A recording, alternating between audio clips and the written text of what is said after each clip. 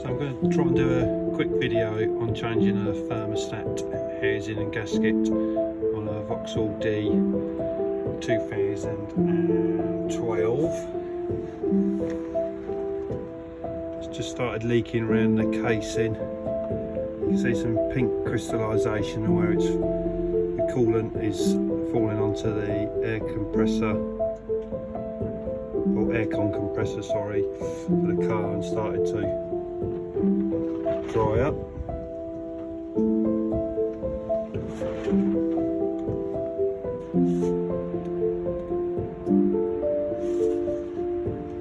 Let's try and get the lighting on that. You can see the staining. This is my daughter's car.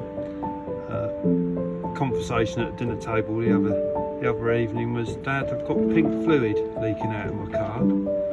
Any ideas?" And I'm like, "How long's that been happening for?" She says, "Oh, only a couple of weeks." So I roll my eyes, shake my head, finish my dinner, get out on the car, have a quick look under the cover of darkness, and then see that. Top the fluids up on the car, because by this time you're thinking, oh my god, my daughter's been driving her car with no coolant for 2 weeks.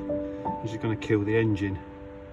Hopefully this little video will help show you how to go about doing it and replacing it. The part itself, thermostat housing, the complete kit was about 25 quid. You can get cheaper brands. So you could probably pick up the thermostat housing for about £18, but I've gone sort of like mid-range and gone for a £25 one.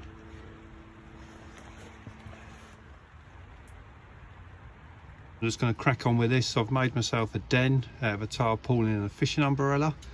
As the rain is pouring down, you might be able to hear it as I progress through this video. I'm just going to spray a bit of WD on each Torx nut. E10. Excuse the tank in the background. That's someone that decides to drive around with no rear box on a VW Beetle.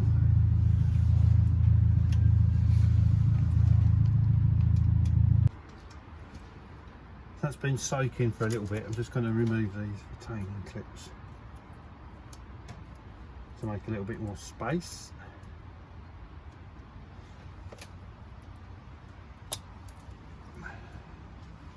Oil pressure. I love Vauxhall clips because there's such a way to do them.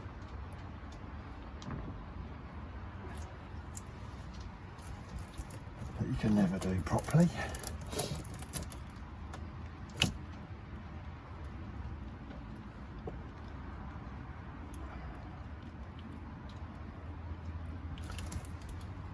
A few moments later,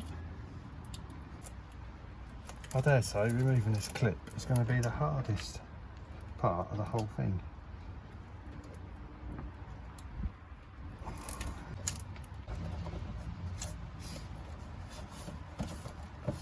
I'll tell you what, we're going to remove that.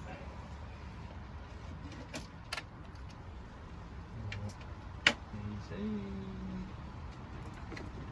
Is that a T20?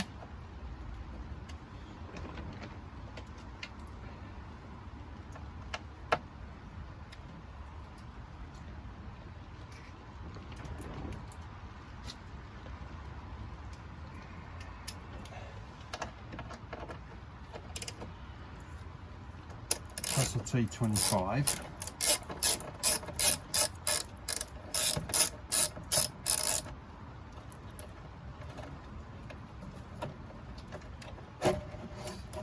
We'll remove this because we get a bit of space in there.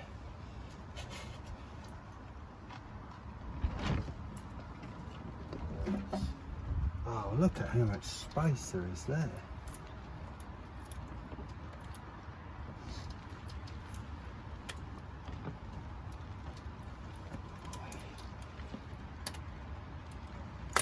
Oh, look how easy that is when you create a bit more space.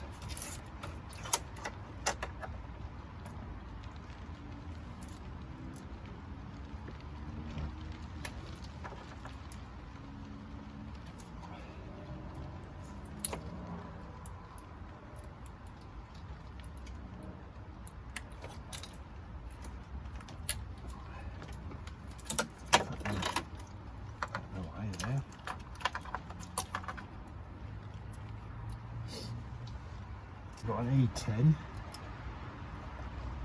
so I'm going to have to put an extension on that.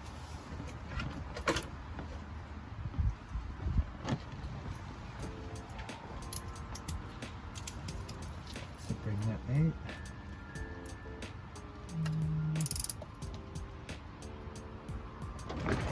We'll do it the other way around. We'll remove the clip first. Remove the clip first. Hold on.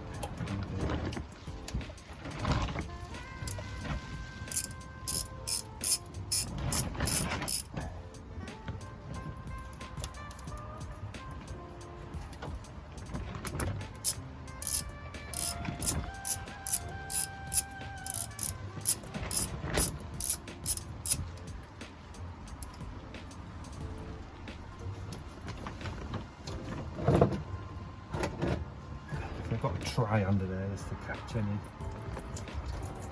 You shouldn't lose that much anymore.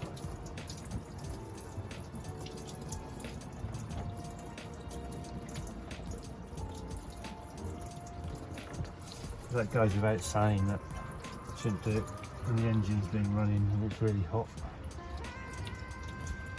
For obvious reasons of scalding.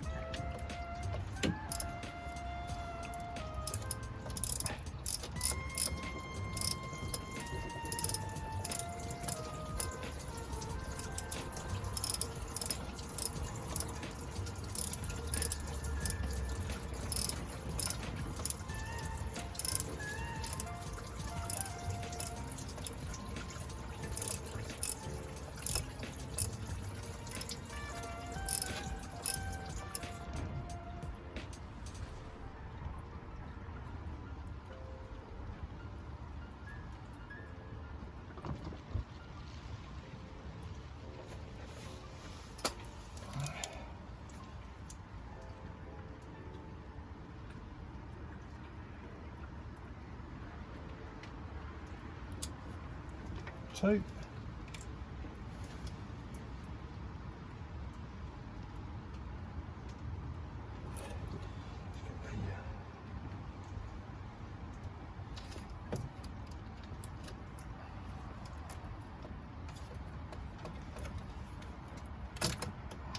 Let's take it off. Be easier. I would have said to do that with these.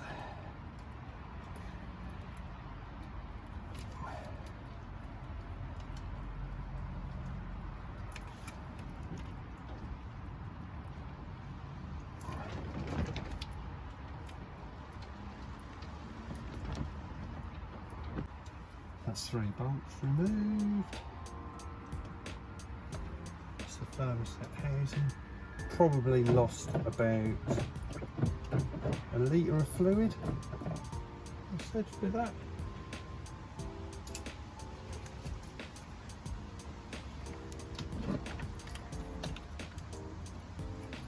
Prise that clip up.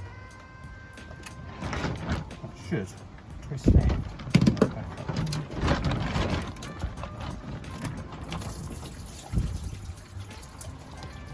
Lose a little bit more there because that's what's also from the radiator. Just check there's anything obvious. Probably more to do with the fact that that gasket's got old and failed.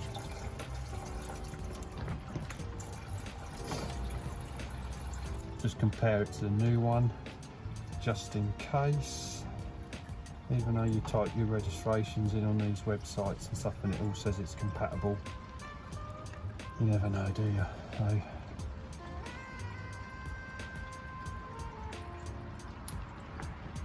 close gasket.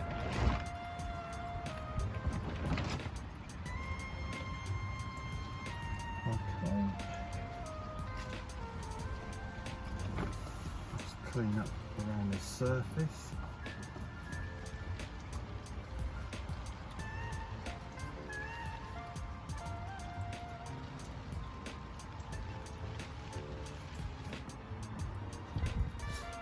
Your choice really whether or not you want to put any extra silicone gasket on there. That should be more than ample.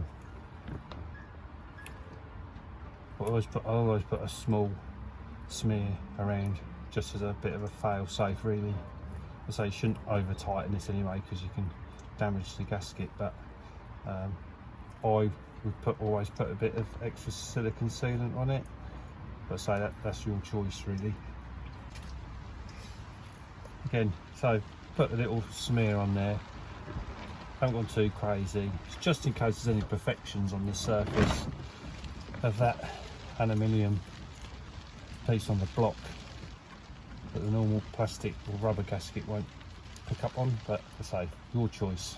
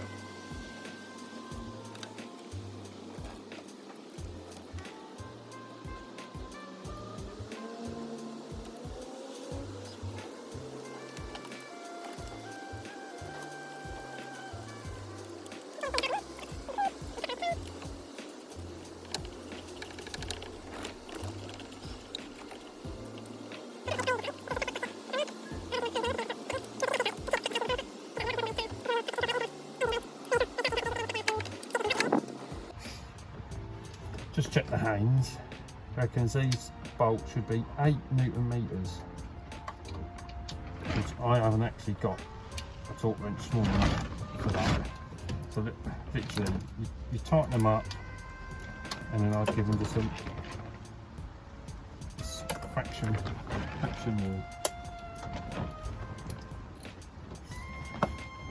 They wasn't massively tight when I undone them, but you just want to compress that gasket enough.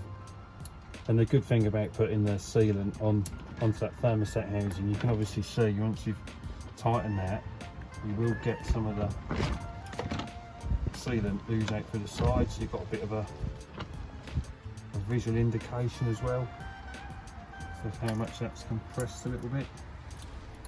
So just tighten that up.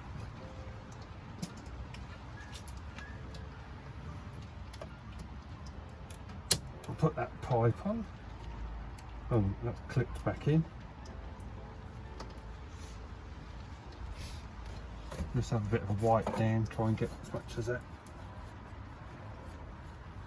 coolant off the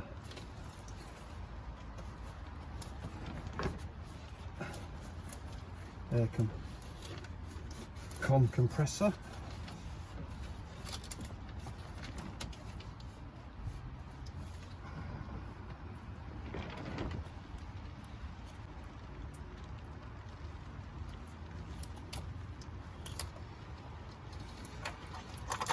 We find our plugs, so we've got to put this way around that went, so we've got there,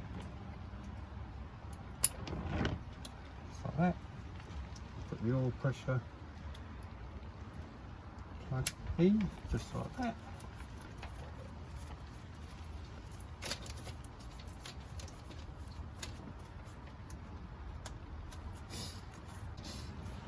I'll leave the air pipe off at the minute.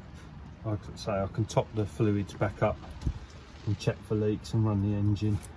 Hopefully there isn't anything. And then we put the air pipe back on. That's the job done. So that's how much coolant that's come out by doing it that way. I say the Haynes manual says drain the whole system down via the radiator, bottom of the radiator, but if you're happy with the container you've got, it's big enough, you can reuse that.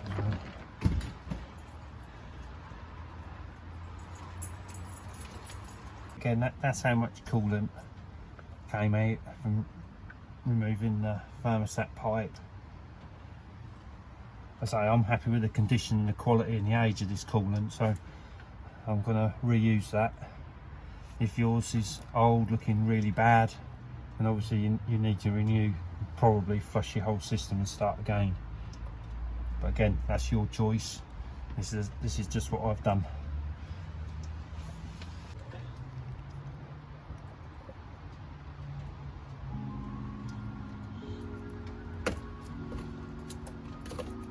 Just going to top this back up.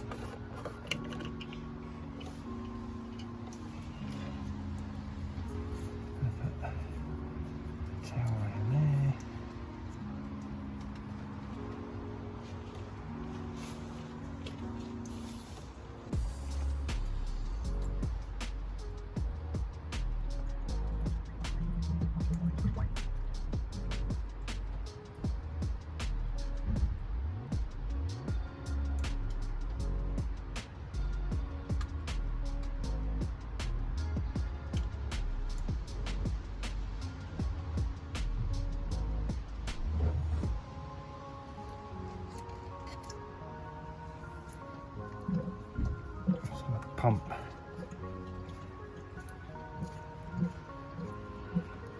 the pipe, that helps expelling the air, and so you can see the level drop. The new expansion tank.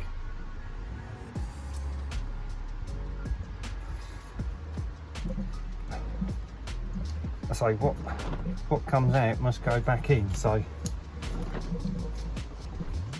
all this coolant that I've had come out needs to go back in. So I can see the level dropping. You can hear it gurgling and dropping. So we'll keep filling that until it stabilises, and then we'll start the engine. That was 1 litre, this is 2.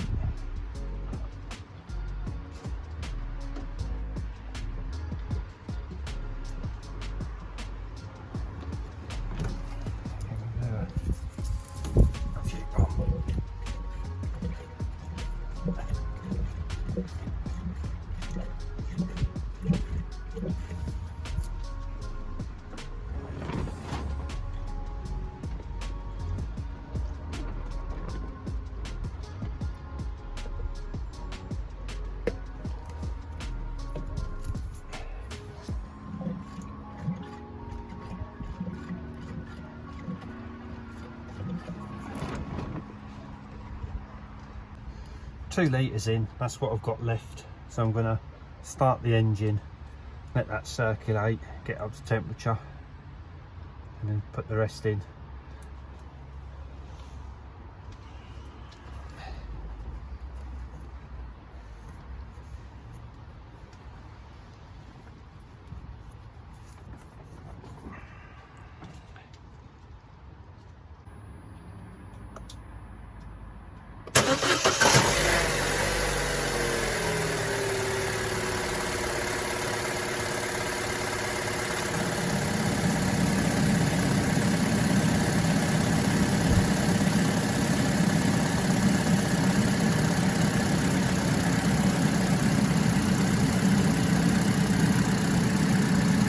So water levels dropped, so I'm going to top that back up with the rest that I've got left over. And just check to see if any leaks.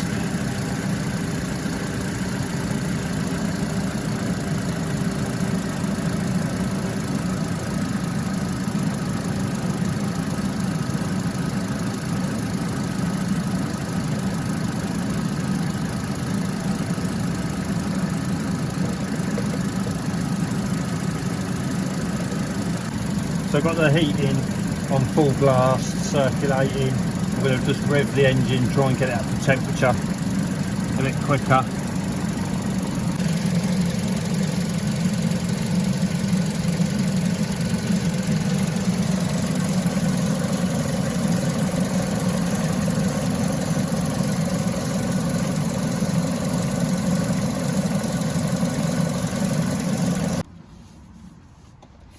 So I've just run the engine up to temperature. I've got hot air on the heating system. I've had to top the header tank up with about 100ml, 200ml extra of coolant, probably the bits and pieces which I've lost by removing the thermostat pipe and it going across various different pipes on the car. It's nothing major, so that's up to temperature. You could take the car for a spin and look for leaks, but you're wiser really to try and check it all on your driveway before you go off. I'm just going to put the air pipe back on and have a bit of a tidy up in the engine bay, and that's job's a good one.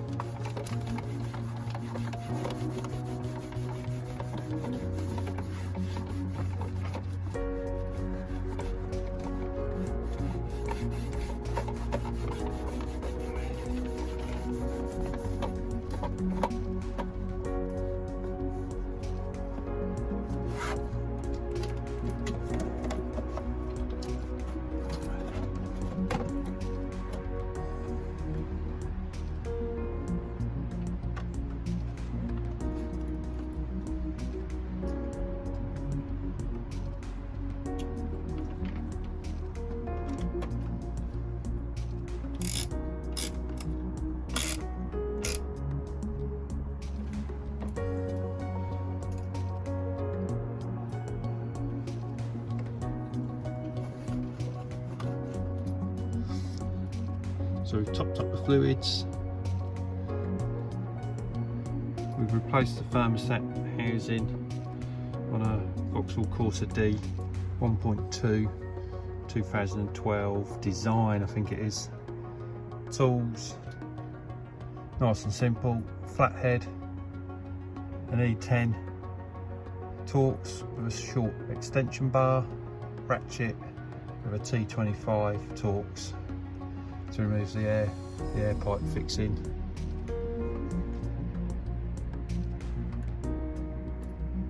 Nice and simple.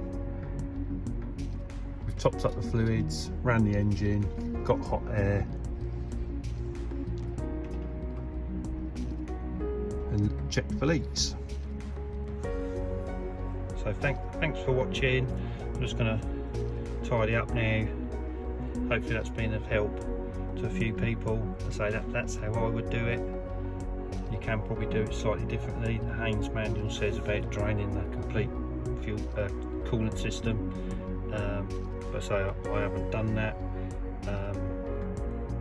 I say each to their own. I've still got the same outcome.